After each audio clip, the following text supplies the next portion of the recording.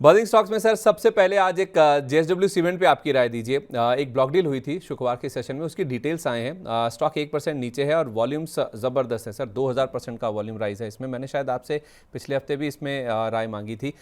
AP Asia opportunities fund ने sir इसमें बिकवाली की है। 3.1% स्टेक इन्होंने 531 करोड़ रुपए के आसपास की रकम में बेचा है। इसमें ICICI prudential mutual fund, India एकॉन आईसीएबी इन्होंने खरीदारी की है। एसबीआई म्यूचुअल फंड ने भी 67 लाख शेयर खरीदे हैं 83 करोड़ रुपए की रकम में। और अमुंडी फंड्स, वाइट ऑक capital mutual fund, Edelweiss mutual fund, ये कुछ और अन्य खरीदारों की लिस्ट में शामिल हैं। जेएसडब्ल्यू सीमेंट में सर बड़े बड़े नाम आए हैं जहां पे खरीदारी हुई है, वॉल्यूम बहुत ज़्यादा है। ये जो आज का मूव है सर, इसको कैसे प्ले किया जाए? सर जेएसडब्ल्यू सीमेंट के पहले एक सेकंड और समय लूंगा आपका। ये पाकिस्तान स्टॉक एक्सचेंज 31 महीने में 351% बढ़ा था और ये बढ़ा था, टॉपिंग आउट हुई थी दिसंबर 2025 में। तो रशिया यूक्रेन फलाना ढिकाना और तेल वहां पे 200 रुपए लीटर है, आटा दाल नहीं मिल रहा है, सब चीज के बाद भी 350% चला है।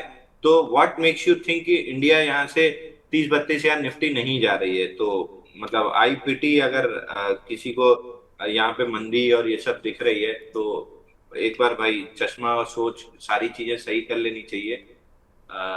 Not an individual target. मेरे को पता है कि सबसे ज्यादा मंदी रजित बोल रहा है, नॉट एन इंडिविजुअल टारगेट। कल रात को 2 घंटे हम लोग की बात हुई है, उसको भी मैंने यही समझाया कि भाई तेजी अल्टीमेटली मंथली चार्ट लगाओ, तेजी आती है, look for reasons two by. तो नॉट एन इंडिविजुअल टारगेट कि कोई कमेंट में फिर मानने लगे कि इनको उनको टारगेट करना है। मेरा मतलब सिर्फ ये है कि अपनी सोच सही कर लीजिए, मंथली चार्ट लगा लीजिए। बाइंग क्लाइमेक्स वाला स्टॉक आपके पास है तो बाजार ऑल टाइम हाई लगाएगा, आपका नहीं लगाएगा। दो ही काम करना है, रिलेटिव स्ट्रेंथ वाले काउंटर लेना है। और अगर आप इंडेक्स ट्रेडिंग कर रहे हैं तो फ्यूचर एंड ऑप्शन मत कीजिए, निफ्टी 20 बैंक 20 हर अपॉर्चुनिटी पे खरीदते जाइए और अपना प्रॉफिट लेके बेचते जाइए। अब आए सीमेंट काउंटर पे। सर सीमेंट काउंटर में ये स्पेशली जेएसडब्ल्यू सीमेंट हमने डिस्कस भी किया था कि 127.85 का ब्रेकआउट है, 127 दिन का आईपीओ बेस, ऊपर में 143 144 पहला टारगेट है, 153 दूसरा टारगेट है, 162 ऑल टाइम हाई तीसरा टारगेट है। मेरे को ऑल टाइम हाई जाते हुए दिख रहा है, बट थोड़ा सा स्लो जा सकता है, मतलब उतनी अच्छी स्ट्रेंथ नहीं है, या ये कहना चाहिए कि अभी स्ट्रेंथ डेवलप होना स्टार्ट हुई है। तो मैं फेवरेबल हूँ। ट्रेडिंग के लिए थोड़ा सा मुश्किल है, इन्वेस्टमेंट अगर लेके छोड़ देंगे तो 162 रुपए पे सवाल पूछेगा, वहां देखेंगे ऑल टाइम हाई का ब्रेकआउट आ रहा है या प्रॉफिट बुकिंग आ रही है, वहां पे बुक करेंगे। अगर यहाँ फ्रेश लेना है सर, कोई स्टॉप लॉस बताएंगे? सर स्टॉप लॉस वही रहेगा, 127 के नीचे अगर क्लोज करता है तो पैटर्न फेल होगा। फिलहाल के लिए तो वही स्टॉप लॉस है। ठीक है। अब जेएसडब्ल्यू सीमेंट के मुकाबले से रैमको सीमेंट देखिए, इनके नंबर्स आए हैं, नंबर्स बहुत शानदार है। 4.5 गुना इनका मुनाफा बढ़ गया, रेवेन्यू में भी 9% का जंप है, अबिडा 16% से ज़्यादा बढ़ गया, मार्जिन्स भी इंप्रूव होकर आए और कुछ एक्सेप्शनल आइटम था, उसके बावजूद इनका मुनाफा इतना अच्छा बढ़कर आया। 74 करोड़ का एक एक्सेप्शनल आइटम था।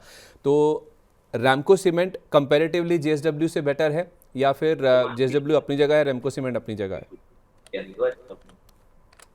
सर रैमको सीमेंट रिलेटिवली बहुत अच्छा नहीं लग रहा है कंपेयर टू अदर स्टॉक्स। इसमें दिक्कत क्या है, 57 महीने 57 मंथ्स का एक अपना पैटर्न ब्रेकआउट आया था 1094 पे, फेल हो गया। फेल होते ही लिक्विडेशन आया, 50 मंथ मूविंग एवरेज 906 तक आना था, थोड़ा सा रबर बैंड है, नीचे की तरफ ज्यादा स्ट्रेच हुई 966 तक, वापस अब 900 के ऊपर कंफर्टेबली सस्टेन कर रहा है। अगर तो आप इन्वेस्टर हैं जो लेके सो जाते हैं तब तो लेना स्टार्ट कर दीजिए, कोई खास दिक्कत नहीं है। अगर आप ट्रेडर हैं, कम से कम 1040 निकलने का वेट कीजिए और आइडियली 1080 1088 निकलने का वेट होना चाहिए। पैटर्न का सेकेंड अटेम्प्ट ब्रेकआउट जब हो तब ट्रेडर्स का इंटरेस्ट आना चाहिए। इन्वेस्टर लेके छोड़ सकते हैं क्योंकि मालूम पड़ा 2-3 महीने कंसोलिडेट भी किया तो आप 2-3 महीने का समय खोएंगे, लेकिन ये जो फ्रंट एंडिंग है आपकी 900 रुपए से 1088 की, ये 180 रुपए आप ऑलरेडी प्रॉफिट में रहेंगे जब ब्रेकआउट प्लेयर्स लॉन्ग करना स्टार्ट करेंगे। तो इन्वेस्टर हैं तो लीजिए, ट्रेडर हैं तो 1088 का वेट कीजिए। दोनों केस में मेरे को ग्रासिम ज्यादा अच्छा लगता है, जहां पे क्लियर कट ब्रेकआउट सस्टेन हो रहा है और ये आपका रिजल्ट भी ठीक ठाक आया है। तो मैं कंप्लीटली ग्रासिम के फ्लेवर में हूँ। 2880 का ब्रेकआउट है, 3200 का पहला टारगेट ऑलमोस्ट डन है, बट ये स्टॉक 4000 रुपए जा रहा है। 4000 जा रहा है तो यहाँ पे भी लिया जा सकता है सर 3161 पर?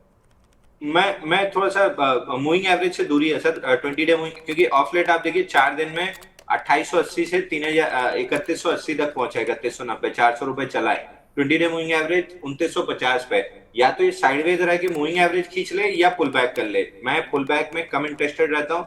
साइडवेज रह के अगर मूविंग एवरेज कैचअप करता है तो आउटराइटली 3600-3700 रुपए मिल जाएगा। 4-5 दिन वेट कर लीजिए, उसके बाद मौका बनेगा। ठीक है, स्टॉप लॉस क्या होगा सर? स्टॉप लॉस अभी तो इमीडिएट बाइंग नहीं बन रही है तो स्टॉप लॉस नहीं आता है। कंसोलिडेशन के बाद स्टॉप लॉस क्लियर होगा कि साइडवेज होता है तो अलग होगा, पुल बैक करता है तो अलग स्टॉप लॉस होगा। बट अगर आपने 4000 रुपए के लिए लिया है 2880 का ब्रेकआउट, तो अब आपका स्टॉप लॉस 2960 रुपए होता है। तो इन्वेस्टर का स्टॉप लॉस 2960 है। ट्रेडर्स के लिए अभी कोई पोजीशन नहीं बन रही है। इसी बीच बैंक निफ्टी 75 मिनट के चार्ट पे पूरी कोशिश कर रहा है 55,003 के ऊपर क्लोज करने की। 29 मिनट बचे हैं।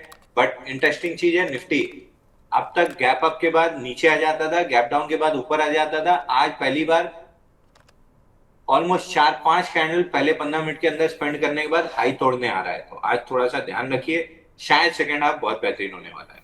सेंचुरी प्लाई सर कुछ बड़ा हो रहा है, 2000% का वॉल्यूम राइज है 15 दिन के मुकाबले, 3% ऊपर है ये 790 के आसपास। ये कैसा लग रहा है सेंचुरी प्लाई?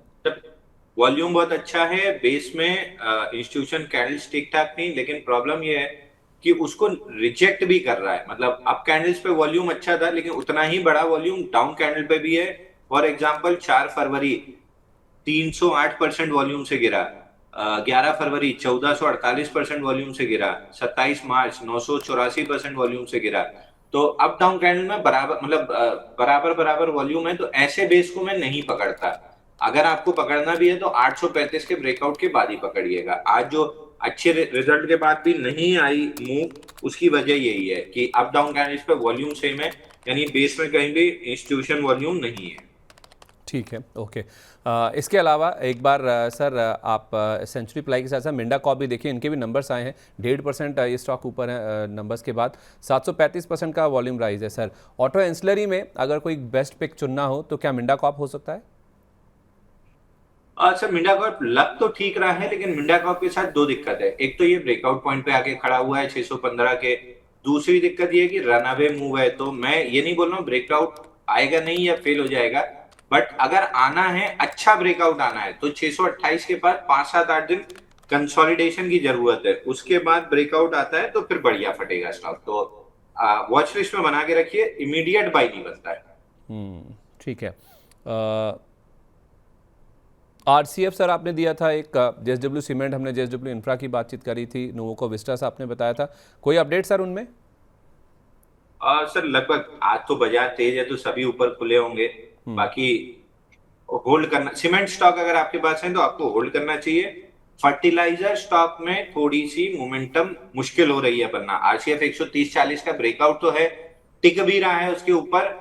कल के सेशन में, फ्राइडे के सेशन में वॉल्यूम भी अच्छा था, बट समहाउ अभी मतलब फर्टिलाइजर पे मेरा वो कॉन्फिडेंस नहीं आ पा रहा है। जितने कॉन्फिडेंस है मैं आपको बोल देता हूँ, सीमेंट ले लीजिए आराम से चल जाएगा, वो कॉन्फिडेंस मेरे को नहीं आ रहा है। बट ब्रेकआउट सस्टेन हो रहा है, तो स्टॉप लॉस ले लीजिए आरसीएफ पे 128 रुपए का। 3 रुपए की रिस्क रह जाएगी, इससे ज्यादा रहेगी नहीं। तो गया तो 3, आया तो लगभग 15-20 रुपए, तो 1:5 का रिस्क रिवॉर्ड है। करना चाहे कर सकते हैं। एक जो होता है ना ट्रेडर्स गट, चार्ट पैटर्न वगैरह सब ठीक है, ट्रेडर्स गट अलाउ नहीं कर रहा है फर्टिलाइजर स्टॉक्स को, इसलिए मैं नहीं उस पर बहुत इंटरेस्ट ले रहा हूँ। ठीक है सर, नया रिकमेंडेशन आपकी ओर से? सर प्रॉब्लम ये है कि मैं मतलब इस समय तो कंप्लायंस को लेके हालत खराब हो रखी है। तो पहले मैं डिस्क्लेमर दे दूं, रेमंड रियलिटी हमने बाई दिया, कितने में दिया भाई? 595 रुपीज पे बाई दिया हुआ है। अभी कितना चल रहा है? 596 रुपए चल रहा है। हाँ, इसी प्राइस पे हमने अपने क्लाइंट्सों को रेमंड रियलिटी 10:36 पे बाई दिया है 595 रुपए में। 577 का स्टॉप लॉस दिया, 624 रुपए 80 पैसे का टारगेट दिया है। तो 10:36 पे दिया है। 1 मिनट छोड़ भी दूं तो 10:37 से क्लाइंट और बाकी लोग लॉन्ग हो सकते हैं, बट ऑलमोस्ट सेम प्राइस है, तो कोई खास दिक्कत नहीं है। स्टॉप लॉस टारगेट सेम ही है, लगा के रखिए।